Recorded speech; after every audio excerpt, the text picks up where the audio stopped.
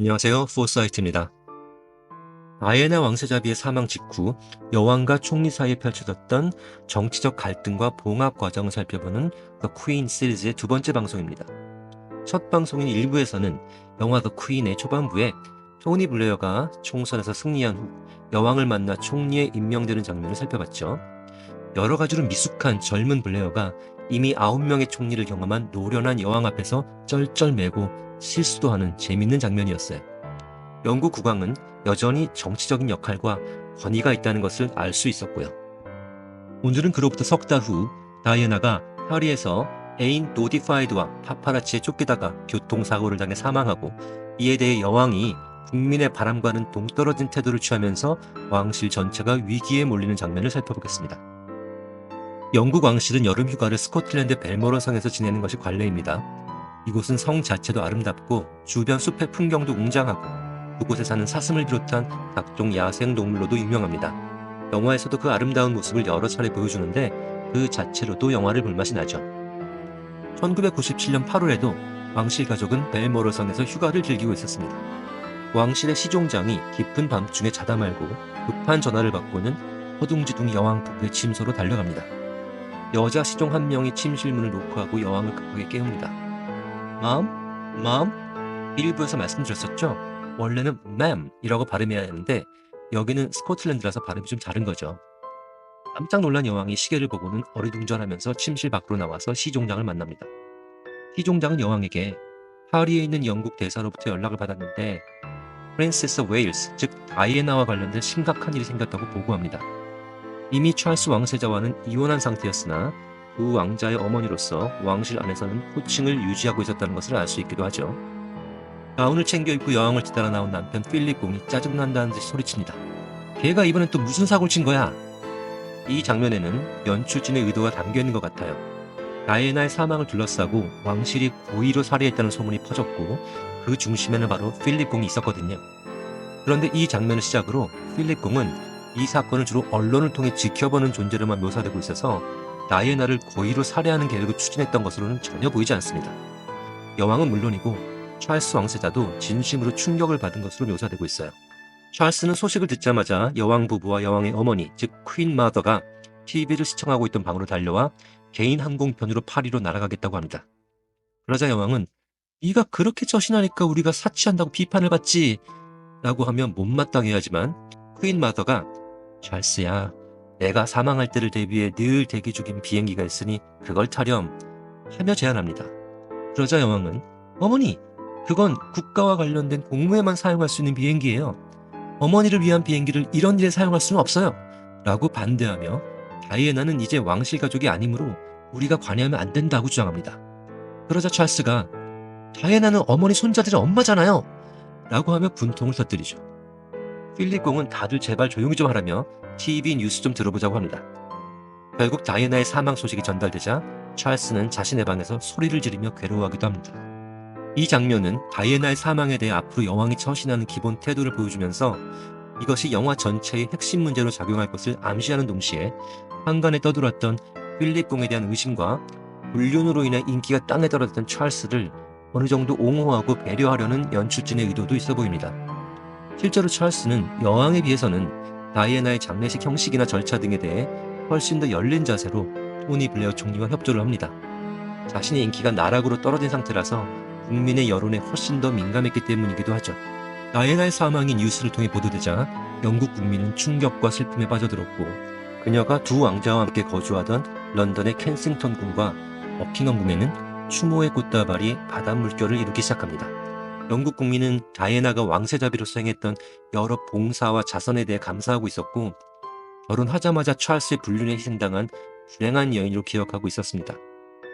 이혼 후 파이드와 연애를 하는 장면들이 파파라치에 의해 수없이 자주 언론에 노출되고 있었지만 이혼이 그녀의 탓은 아니었기에 비난의 화살도 다이애나보다는 찰스와 왕실로 향하고 있는 분위기였죠.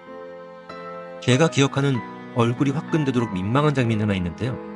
이 당시 우리나라 언론은 불미스러운 일로 이혼한 이혼녀의 죽음에 그토록 슬퍼하는 영국인들의 심리가 희한하다는 듯한 태도로 보도를 했어요. 그래서 어느 방송사에선가 다이애나를 추도하는 시민 한 명에게 특파원을 시켜 대놓고 이런 식으로 질문을 하게 합니다. 이혼한 사람이고 다른 남자와 연애 중이고 더 이상 왕실 가족도 아닌데 왜 그리 슬퍼하시냐고 묻죠. 그러자 그 시민이 버럭 화를 내면서 지금 사람이 죽었는데 그따위 말을 짓거리다니 그게 할 소리냐? 고 소리를 질렀어요. 특파원은 이렇듯 영국인들은 우리와는 정서가 많이 다르다는 것을 알 수 있습니다. 라며 끝을 맺었죠. 이 언론사의 행태가 유독 황당하기는 했는데 실제로 이 시기에 우리나라 국민의 상당수도 비슷한 생각을 많이 했습니다. 영국에 대한 이해도가 낮기 때문이기도 했지만 우리나라 국민의 이혼에 대한 관념이나 여성의 권리에 대한 사고 수준이 지금과는 많이 다르기도 했어요. 여하튼 전 국민이 이렇게 애도하는 분위기가 퍼져나가자 블레어 총리는 왕실에 대한 국민의 불만이 심상치 않다는 것을 감지합니다. 하필 여왕이 벨모럴 성에서 휴가 중인 상황에서 일이 터졌기 때문에 다이애나가 죽었는데 왕실은 숲속 궁전에 처박혀서 휴가나 즐기고 있다는 불만이 터져나왔죠. 영국에는 버킹엄, 벨모럴, 윈저 등 국왕의 주요 거처가 몇 군데 있는데요. 국왕이 머물고 있는 궁에만 왕실기, 즉 로열 스탠더드를 개양하고요. 다른 궁들에는 영국 국기인 유니언 잭을 개양합니다. 온 국민이 버킹엄 궁 주변에 꽃다발을 쌓으면서 애도하고 있는데 여왕은 이곳에 오지도 않고 추도사 한마디도 없다. 그렇게 오기 싫으면 버킹엄 궁의 유니언 잭을 조기로 개양하기라도 해라. 등등 왕실에 대한 원망의 소리가 커져갔고 왕정 폐지론자들의 주장에 힘이 실리기 시작합니다. 토니 블레어가 노동당 대표로 선출되고 총리직까지 차지할 수 있었던 데에는 여러 요인이 있었지만 언론을 잘 활용한 이미지 정치도 큰 몫을 담당했습니다. 각종 케이블 방송과 글로벌 차원의 실시간 뉴스 방송이 본격적으로 발달한 시기였기에 TV 화면에 눈과 귀를 빼앗긴 유권자들의 마음을 사로잡으려면 방송을 얼마나 잘 활용하는지가 핵심적인 정치 전략이 된 것이죠. 블레어는 낡아빠진 좌우 이념은 이제 버리자고 주장하면서 이념을 뛰어넘는 실용적인 정치를 하겠다고 다짐하며 이른바 제3의 길 노선을 전면에 내세웠습니다. 노동당 정강 제4조에 명시되어 있었던 사회주의 이념도 삭제합니다. 예전의 노동당은 워킹 클래스, 즉 노동계급을 중시하는 정당이었지만 새로운 노동당은 일하는 모든 사람을 위하는 새로운 정당이다. New Labour for New Britain. 미국의 클린턴 대통령이 택해서 대성공을 거둔 정치 홍보 전략을 제대로 수입해서 영국식으로 써먹은 것이었습니다. 이런 홍보 전략을 담당하는 사람들을 스핀 독터라고 불렀는데요. 야구의 원조인 영국 스포츠 크리켓에서 나온 말입니다. 야구의 투수에 해당하는 보울러가 상대편 타자인 배터에게 공을 던지는데 크리켓에선 땅에 공을 한번 튕겨 바운스된 후 타자가 타격을 시도합니다. 땅에 맞은 직후 공이 튕겨 나올 때 각도와 속도가 변해서 치기 힘들게 하려고 보울러가 각종 변화구를 구사하는데 그것을 스핀이라고 합니다.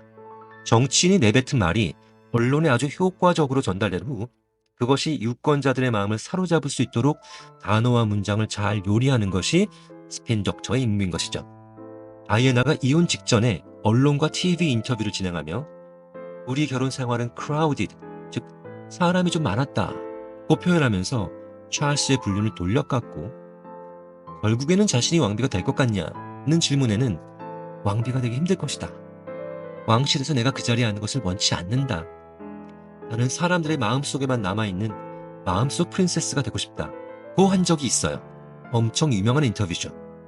블레어 총리의 스핀 독터 중 핵심 인물인 앨러스터 캠블은 이 인터뷰에 착안하여 총리에게 다이애나의 추모 연설을 하면서 그녀를 피플스 프린세스로 칭송하게 합니다. 왕실에선 그녀를 저버렸으나 우리 일반인들은 그녀를 영원한 프린세스로 기억할 거라는 선언이었죠. 영화에선 이 표현을 생각하는 캠블이 블레어에게 우쭐대며 이 표현은 나한테 빚진 거예요 라고 합니다. 블레어는 벨모럴 성에 있는 여왕에게 전화를 걸어 왕실의 입장을 묻습니다. 혹시 다이애나의 장례 절차에 대해 왕실에서 의견 교환이 있었습니까? 그러자 여왕이 퉁명스럽게 아니요. 하지만 다이애나의 친정인 스펜서 가문에서 가족장으로 진행하겠다는 뜻을 전해와서 그렇게 하라고 했어요. 그러자 총리가 최대한 예의를 갖춰 제안합니다. 혹시 여왕 전하께서 그녀의 삶에 대해서 짧게라도 한마디 해주시거나 아니면 최소한 어머니로서의 그녀의 헌신에 대해 칭찬의 말씀이라도 해주시면 어떨까요? 버킹엄 궁에도 왕실기까지는 아니더라도 유니언 잭이라도 조기 개양하실 생각은 없으신지요? 여왕은 살짝 짜증난 듯한 표정으로 이렇게 답합니다. 다이애나는 이젠 왕실의 일원이 아니므로 왕실에서 그 누구도 이 일에 관여하지 않는 게 옳아요. 블레어는 계속 예절 바른 태도로 한 번 더 제안합니다. 하지만 그렇다면 국민은 어쩌죠? 왕실에서 그렇게 하시면 국민들로부터 기회를 빼앗는 셈이. 그러자 여왕이 무슨 기회요? 라고 하며 말을 끊고 블레어는 이렇게 답합니다. 슬픔을 함께 나눌 기회를 국민에게 주는 게 좋겠다고 말씀드리는 겁니다. 하지만 여왕은 이건 스펜서 가문이 원하는 바예요. 그렇게 하세요. 나는 손주들 돌보러 가야 합니다. 라고 답하고는 전화를 뚝 끊습니다. 필립 공은 전화 내용을 전해 듣고는 총리가 건방지다며 화를 냈고 여왕의 어머니는 선왕인 조지가 사망했을 때도 조기 개양은 하지 않았다며 여왕의 입장을 거듭니다. 이렇게 왕실 가족은 여론과 총리의 제안을 외면한 채 벨모럴 성의 사냥터에서 사슴사냥에 열중합니다. 블레어의 스페인 족터들은 왕실에 대한 국민의 분노가 총리에 대한 지지로 직결되도록 열심히 작업 중이지만 블레어는 여왕을 진심으로 존경하고 있기 때문에 어딘가 모르게 마음이 편치 않습니다. 블레어가 다시 한번 노력하여 여왕의 양보를 얻어내고 이를 잘 수습하는 내용은 다음 방송에서 계속됩니다. 감사합니다. 저는 포사이트였습니다.